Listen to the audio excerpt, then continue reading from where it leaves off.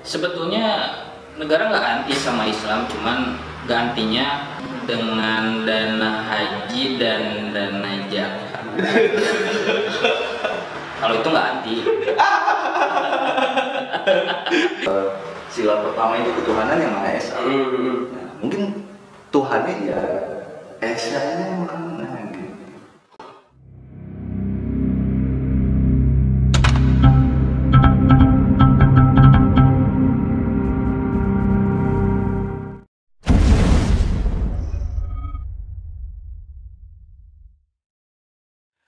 Jadi gini Kang, kita kan tadi sempat ngomongin tentang MUI dan vaksin halal haram. MUI kan satu instansi resmi lah yang diakui oleh pemerintah, bahwa ini mungkin bentuk bentuk movement di mana masyarakat kita ini masih religius lah, nggak? Seenggaknya kamu cek ustad banyak tuh, nurut jangan cek ustad oke, nah mungkin itulah salah satu. Nah, agak menarik tentang ngomongin MUI, khususnya kan MUI tentu berada dalam naungan pemerintah pusat. Menurut Akang sendiri, pemerintah kita tuh hari ini sudah menerapkan sistematika yang berlandaskan Islam atau belum? Masalahnya kan kita 240 juta kan sebagai masyarakat Muslim. Ya secara faktanya sih belum. Dan kebijakannya juga sebetulnya ya kebijakan yang terkesan kondisional aja gitu. Terlepas dari itu menimbulkan polemik apa tidak bahkan di masyarakat Islamnya sendiri. Ya contoh kasus kemarin yang itu tadi yang tadi saya bilang, kiai yang membolehkan investor miras datang ke Indonesia gitu kan. Kali dimensi sama akal. Iya. Ini dicari ya di sini nih. Iya, gitu. Ya, kemana ilmu yang tadi kiai? Itu kemana ilmunya gitu? Jangan sampai ya kekhawatiran ini teh yang pada akhirnya teh berdampak kepada masyarakat yang awam ya, dan khusus saya gitu ya, yang memang notabene tidak concern kepada keilmuan keagamaan secara khusus. Ya kan ini mah udah detail kiai, udah detail ustad, tapi kadang kebijakannya itu ya pada akhirnya menimbulkan polemik tersendiri gitu kepada umat Islamnya gitu. Ya, ini kan jadi pertanyaan besarnya. Mestinya kan misalkan MUI tadi sebagai instansi yang mewakili umat Islam gitu ya, dengan kebijakannya, dengan fatwa-fatwa, jadi sebetulnya mah harus memberikan edukasi juga gitu, pemahaman keislaman. Misalkan contoh kasus ini teh yang halal, ini yang haram gitu, atau misalkan fatwa-fatwa lain gitu ya, yang pada akhirnya nanti mengedukasi ke masyarakat muslimnya sendiri gitu loh. Karena kan MUI ini Majelis Ulama Indonesia yang ulama udah terbranding pasti pendakwah lah ya, pemangku kebijakan yang sifatnya Islami gitu. Ulama-ulama ini ya sangat tidak bijak ketika ada ulama atau bahkan kiai yang pada akhirnya dengan fatwanya, dengan kebijakannya jadi menimbulkan pantikan-pantikan yang berdampak negatif gitu ke masyarakat Islamnya sendiri. Kamu sih tentang ini? Tentang apa? Tentang apakah negara kita teh dengan mayoritas Islam 240 juta, kita nggak ngomongin minoritas mayoritas ya di sini ya dalam konteks ini, sudah Islami belum sih negara ini? Menurut saya belum sih. Dengan argumentasi? Ya karena saya yang suka maksudnya suka keliling gitu kan. Secara semangat buat memperbaiki diri gitu. Jadinya berangkatnya gitu. Saya pernah beranggapan bahwa kayaknya kalau misalkan mengenai sholat ibadah, kita melakukan ritual ibadah di masjid kayaknya sama gitu, karena menurut saya Islam Muslim yang beragama Islam itu semuanya bersaudara gitu. Tapi kenyataannya ada yang bentuk-bentukan, ini beda-beda dan akhirnya saya timbul ketertarikan untuk menggali lebih jauh. Ketika saya gali ternyata pantas lah masyarakat di bawah belum bisa menerapkan keislamannya gitu secara kafah ya, secara keseluruhan mereka belum bisa. Karena ternyata ketika saya telusuri lagi, pemerintahnya juga kayak gitu. Kayak gimana sih kan? Kayak gimana gitu? Ya ini mengarah kepada peradaban juga ternyata. Saya menemukan di pencariannya itu menemukan suatu peradaban yang dimana di negara Indonesia ini gitu kan dibilang mayoritas Islam terbesar, bahkan kan diakui di negara Arab juga kan bahwa Indonesia itu besar gitu. Mayoritas masyarakat muslimnya, penganut agama Islamnya besar dalam pandangannya aja yang di luar sana. Kalau menurut saya paham-paham ideologi liberal sekulernya tumbuh di sini tuh ya. Itulah yang menyebabkan mungkin kita tuh bentrok-bentrokan terus gitu. Karena secara inti kitanya juga tidak agamis, bisa dibilang begitu kan? Iya, belum sih. Negara kita bukan negara agamis. Iya. Meskipun banyak orang beragama. Iya. Masih tetap tidak agamis. Jadi bentroknya di situ sih kan. Bentroknya tuh di sana. Iya, karena negaranya pahamnya liberal dan sekuler. Makanya nilai toleransinya juga beda sih. Kalau menurut saya apa ya? Gagal metodologi. Baik. Tadi kan Kang Ozi bilang tentang negara ini luar biasa. Ini luar biasa. Asik ya ngobrol sama Gata ini, asik tapi bikin keringat dingin. Tentang bahwa paham negara ini disinyalir ini liberal dan sekuler, bebas dan memisahkan antara perkara agama dan perkara pemerintahan. Bukankah negara kita berpaham Pancasila? Ya itu. Jadi ketika saya juga sempat mempertanyakan mengenai itu gitu.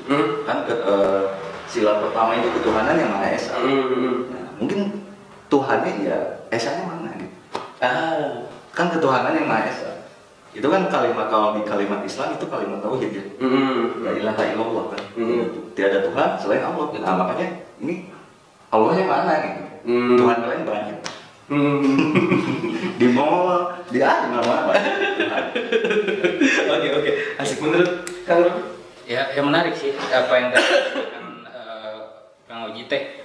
Jadi memang sebetulnya mah negara kita ya seperti tadi saya bilang, kita hanya menang di kuantitasnya aja.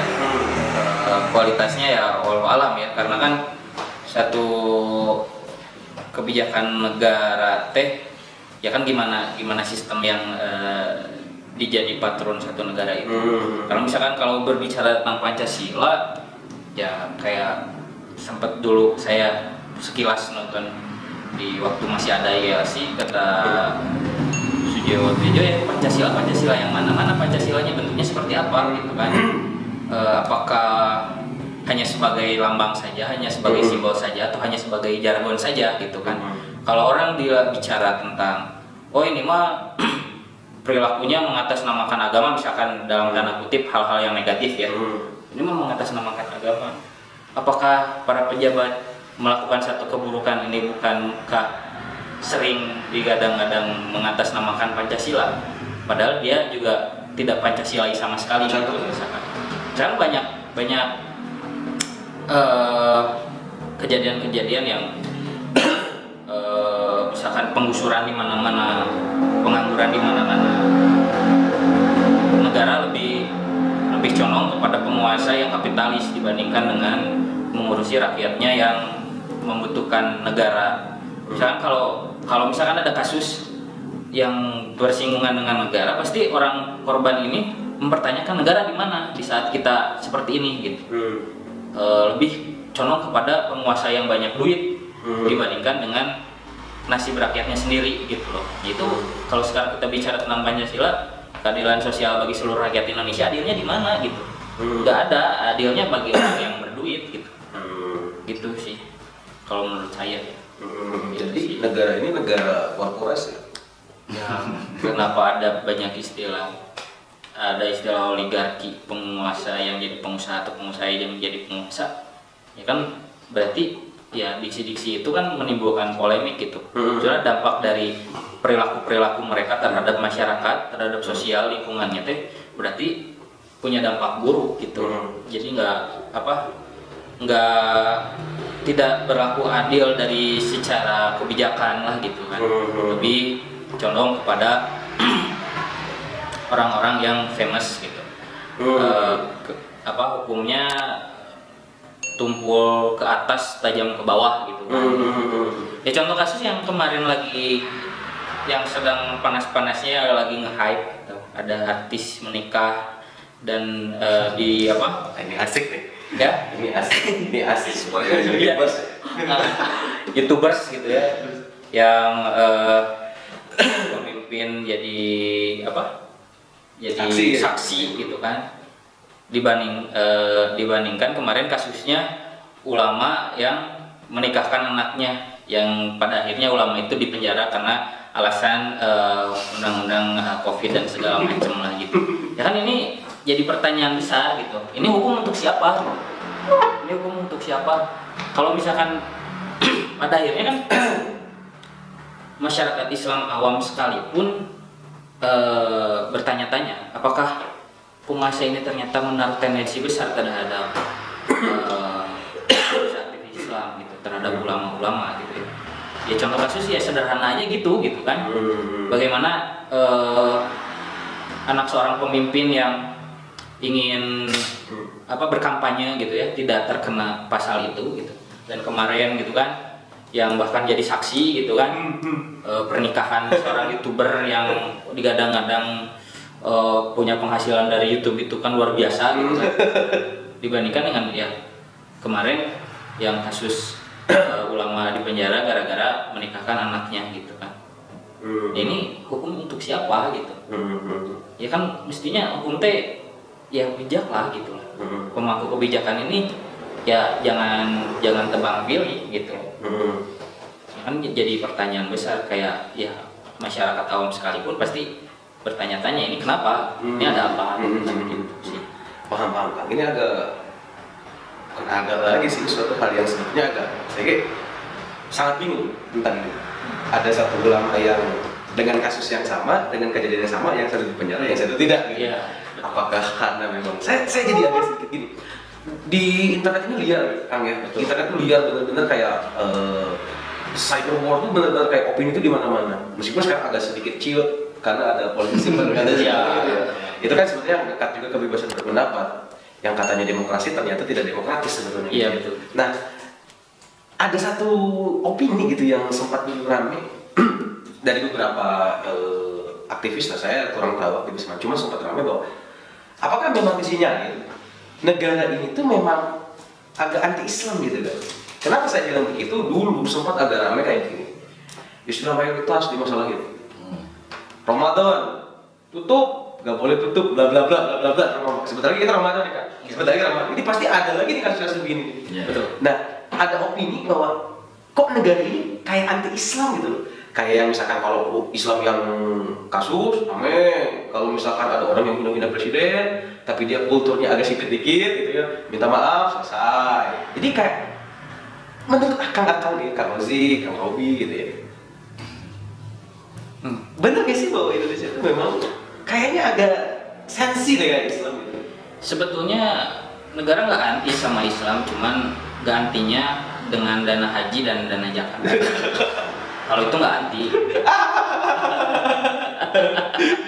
Jadi urusan cuan nggak anti. Gitu. Cuan nggak anti. Kalau mah urusan ideologis baru mereka sikat gitu. Ya memang ya aneh juga sih. Jadi pertanyaan besar ya saya pribadi gitu. Kita tuh banyak orang hebat yang secara notabene mereka dari sisi keilmuan keagamaannya tuh wah luar biasa gitu ya. Ya kan kalau saya mah hanya sebatas pengamat aja gitu ya. Ya dan saya juga sebagai warga gitu. Yang ada di dalam istilah sebagai dalam tanda kutip korban sistem lah misalkan kan. Kebijakan-kebijakan yang semestinya ya jangan sampai ya yang saya melihat fenomena yang satu kebijakan tuh tumpul ke atas tajam ke bawah gitu kan. Kalau hukum mah sebetulnya mah nggak seperti itu. Hukum itu kan harus adil gitu. Jangan tebang pilih lah gitu kan. Bahkan kan yang dikhawatirkan apalagi kepada pemangku agama yang notabene ustadz dan kiai ya sangat disayangkan ketika ada fatwa atau ayat-ayat yang istilahnya membenarkan pembenaran kepada perilakunya ini. Jadi seolah-olah si ayat ini tebang pilih gitu. Kalau ayat ini mah oke lah, ini kita pakai. Urusan masalah ibadah oke kita pakai, tapi urusan misalkan ke ketatanegaraan, urusan masalah ya yang sifatnya mungkin dalam kacamata pemerintah ini sangat berbahaya gitu ya, urusan-urusan kepemerintahan dan segala macam tata kelola negara gitu ya. Ya kenapa mesti itu gitu kan? Mungkin orang-orang yang paham tentang agama kan tahu bahwa kita beragama Islam itu harus kafah gitu, harus komprehensif, tidak hanya menyoal masalah perkara ibadah aja gitu. Masalah ngurusin orang juga harus pakai kalau misalkan orang Islam ya harus pakai hukum-hukum yang Allah tetapkan gitu dan Rasulullah contohkan gitu. Cuman ya karena mungkin kita sudah kadung gitu ya, kadung terlanjur menegasikan diri bahwa di Indonesia itu bukan negara agama dan tidak boleh gitu ya paham-paham agama bahkan Islam sekalipun menaruh intervensi terhadap negara gitu. Terus ya karena ya saya juga ya kalau misalkan merunut sejarah gitu bagaimana peran besar ulama dan para santri untuk memperjuangkan kemerdekaannya dengan semangat keislaman gitu. Jadi sebetulnya tidak ada alasan kalau misalkan sekarang Islam tidak boleh dipakai untuk jadi satu sistem tata kelola negara gitu. Ya alasannya kenapa gitu kan? Alasannya kenapa? Apakah terpengaruhi dengan isu-isu macam apa ya misalkan teror dan segala macam yang menjadikan itu. Padahal kan ya tidak ke sana gitu loh, tidak ke sana. Ya kan kalau misalkan memang Islam itu adalah rahmat bagi seluruh alam, ya kenapa tidak dicoba untuk diaplikasikan gitu. Jangan ada tafsiran-tafsiran lain gitu kan. Jangan ada tafsiran-tafsiran lain yang memungkinkan bahwa satu substansi tertentu itu jadi bias gitu konteksnya gitu kan. Misalkan kalau sekarang menyoal terkait ya kan khalifah itu pemimpin betul, cuman kan pemimpin Islam, pemimpin yang menerapkan sistem-sistem tata kelola negara sesuai dengan Al-Quran dan Sunnah. Kalau misalkan orang yang di luar dari itu tidak mau mengadopsi Islam sebagai tata kelola negara, apakah pantas disebut khalifah? Ya tidak, disebut ya kalau pemimpin sih ya gitu ya, cuman disebut khalifah ya tidak, karena kan namanya khalifah tuh kan selain pemimpin juga sudah terbranding istilahnya ada mekanisme tertentu yang dirinya pantas disebut seorang khalifah gitu. Masya Allah, luar biasa. Kalau menurut kamu tentang negara ini kayaknya agak sentimen deh kayaknya sama Islam. Tenanawan kan saya ini. Tenanawan bangga. Saya jadi ikut tegang. Tegang sama itu. Kalau menurut saya masih negara itu tidak anti Islam. Cuman paham Islamnya itu liberal dan sekuler. Itu aja. Karena ada pemisahan-pemisahan. Makanya masyarakat umum secara dengan muslim dan muslimnya itu masih ada pertengkaran mengenai kuliah, mengenai guru kayak gitu, beda hajat salat sedikit gitu, pasti kamu mah wahabi atau apa. Nah itu jadi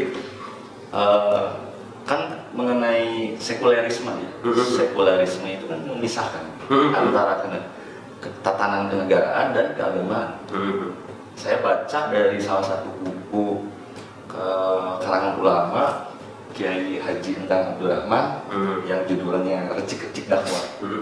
Di situ saya membaca di halaman pertamanya itu sangat membuka mata hati saya, terus membuka pikiran saya luas gitu, mengenai peradaban. Dan ternyata ya makanya kan ada yang di salah satu hadis juga, saya lupa ya bunyinya, intinya saya mengutip dari hadis itu kan ada yang bahwa sesungguhnya hadis apa ayatnya ya pokoknya keterangan ya keterangan. Jadi kalau suatu kaum itu akan berubah, kalau itu akan merubah suatu kaum jika kaumnya itu mau berubah, Merubah dirinya sendiri ya. merubah dirinya sendiri. Kalau menurut saya, pandangan saya, merubah di sini tuh bukan artinya bukan cuma merubah pada individunya masing-masing, tapi semua tatanannya. Itu merujuk kepada ayat yang Allah menyuruh untuk memeluk agama Islam ini secara kafah. Gitu. Dan mereka lupa si rakyat yang ada di bawah, ya. Sehingga mereka sangat berleluasa gitu, untuk mengubah hukum. Akhirnya mereka ya gitu. Karena kenapa saya berkesimpulan bahwa negara ini pahamnya liberal dan sekuler? Ya lihat aja melakukan riset di kalangan masyarakat, para pemuda-pemuda yang kemarin sempat apa sih, euforia hijrah ya, yang ramai kan booming di Bandung itu, orang-orang pada yang tatoan kayak saya gini tuh nongkrongnya di masjid gitu kan, masya Allah ya, pada di masjid tapi enak kemana gitu. Bahkan tasjiran kayak masyarakat yang orang-orang tua yang suka sering beribadah ke masjid, ngelihat orang kayak saya ke masjid tuh ada apa ya, sentilan kalimat-kalimat yang bikin orang itu jadi nggak mau lagi datang ke masjid. Berarti kan itu suatu fenomena yang sangat nyata, real, dan saya tidak mengada-ngada bahwa negara ini pahamnya liberal dan sekuler. Cuman saya meyakini bahwa di sini ada kader-kader dari aktivis-aktivis dakwah, ya, para dai-dai yang dikaderkan untuk mengarah ke sana gitu, agar menyadarkan pemerintah kita gitu. Karena paham liberal dan sekuler itu tumbuhnya itu di barat, betul. Peradabannya itu di barat, bukan peradaban Islam ataupun timur gitu. Bukan saya pro Arab ya, lain. Enggak, saya bukan pro Arab dan saya orang Bandung. Orang Bandung. Cuman intinya peradaban di sini yang saya usung itu peradaban Islamnya, bukan peradaban timurnya, bukan peradaban Arabnya atau budaya Arab, itu kan. Namun peradaban Islam dan peradaban Islam dan kebudayaan Islamnya. Yang seperti apa sih gitu? Yang seharusnya peradaban Islam itu tumbuh besar sehingga bisa berjaya kembali umat Muslim di semua Indonesia. Karena kita itu ngomongin apa ya? Tadi dulu ngomongin apa ya? Agama dan negara, Islam dan kenegaraan. Islam kan agama yang kita bahas itu Islam. Jadi ya dalam sudut pandang juga kita nggak bisa membenarkan satu sisi sudut pandang. Jadi dinilai menurut Kak Rozi sendiri ini jawaban short, singkat. Bisa nggak saya tadi dengar masya Allah yang luar biasa, ternyata sebelum saya nanya nih saya masya Allah ya teman-teman semua bahwa don't judge book by its cover itu benar dalam konteks Kak Rozi ini ya, karena memang Anjona Sion saya gitu. Oh Sion, tapi ternyata yang terdengar kalimat-kalimat masya Allah gitu, yang sebetulnya kayak wah ini sih kan udah hijrah gitu. Ini Kak, apakah negara kita ini bisa dibilang paham-paham pemikirannya seperti orang-orang kafir? Bisa dibilang seperti itu ya? Bisa, karena ada ideologi yang saya bilang tadi mengenai liberal dan sekularisme yang dicerna. Ketika dicerna, karena gini kan, saya sebagai masyarakat yang tidak menduduki koalisi gitu, orang-orang berdasi, ada uang berdasi, gitu kan? Nah, saya dulu sekolah SD, dari pelajaran tentang biologi revolusi manusia itu, evolusi manusia itu kelas 3 ya, paling kelas 3 kan. Saya udah menolak kan. Menolaknya kenapa? Masa iya sih saya dari keturunan monyet gitu? Homo erectus. Ketika saya lihat, ini siapa nih penggagas ini? Darwin kan? Darwin. Nah, saya nggak terlalu mau menjelajahi itu ya, karena waktu saya banyak bermain kalau SD gitu. Nah, ketawanya itu berapa tahun, bayangin. Kita itu dari pandangan saya ketika saya belum menyentuh lagi keislaman saya gitu. Saya dulu agnostik kan. Oh, jadi dulu tuh percaya Tuhan tidak beragama. Iya. Saya agnostik. Iya. Saya dulunya agnostik. Nah, ketika saya ada hidayah dan fitrah saya kembali sebagai hamba Allah ya, ternyata apa ya, memori-memori dulu itu keluar dari pengajian-pengajian gitu ya. Oh ternyata ini peradaban banget nih. Oh dulu. Makanya sekarang gini, saking halusnya gitu ya orang-orang kafir memusuhi, memerangi Islam dan ingin menghancurkan Islam. Mereka harus masuk yang pertama mereka masuki mengenai peradaban pendidikan. Pendidikan SD dari kelas 1 sampai kelas 6 itu berapa tahun? 6 tahun kan? 6 tahun kita dicocoki dengan ideologi-ideologi barat, peradaban barat dan budayanya gitu. Makanya ya saya nggak heran ketika banyak apa ya, kayak mungkin akang sendiri yang memakai sarung mungkin kena gitu ya, ide gitu kan. Ya mungkin kena juga kan. Nah kalau menurut saya nggak ada masalah, nggak ada yang salah gitu. Nah itu bayangin 6 tahun kita dicocoki oleh peradaban dan kebudayaan barat. SD gitu. Dan itu kalau kita mau menyalahkan siapa nih yang salah mengenai itu, kalau kita mengarah kepada sudut pemerintah, mungkin kita juga tidak terlalu bijak kalau untuk menyalahkan. Harusnya di sini manusia itu kalau nggak salah diciptain itu harus bisa bijaksana ya. Kalau misalkan mau bersikap bijak, pecahkan masalahnya. Jangan menunjuk lu salah gitu. Jadi jangan saling menyalahkan. Pecahkan masalahnya dari mana. Apalagi kemarin saya sempat dengar isu tentang penghapusan pelajaran agama ya di sekolah-sekolah formil. Apa jadinya coba? Makanya kalau saya sih menyimpulkan yang ditanya sama kamu tadi mengenai negara ini anti-Islam atau bagaimana? Bukan anti-Islam, namun pahamnya udah liberal dan sekuler. Banyak kan. Saya menemukan fenomena di masyarakat gitu ya, dari setiap kalangan kan. Saya menemukan bahkan dari kalangan para asatid dan mubalik juga banyak. Paham liberal dan sekulernya masih bercampur. Iya.